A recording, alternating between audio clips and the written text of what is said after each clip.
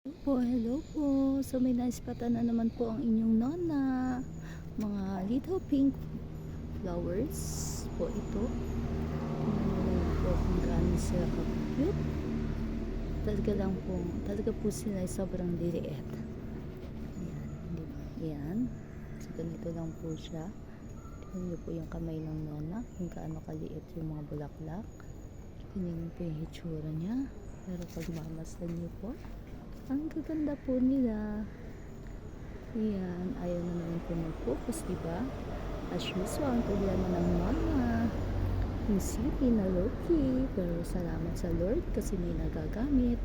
Ayan, ganito po siya kapag hindi po siya nag-bloom. Diba? Para siyang mabalahibo. Diba? Mabalahibo siya, oh. Tapos ganito siya ka-cute kapag ano na siya, nag-bloom na siya. Sana lang nakikita, di po ba? Ayan, so yun lang po, share ko lang po ulit sa inyo ang mamunting kaligayahan ng nona. So salamat po talaga sa suporta ng bawat isa.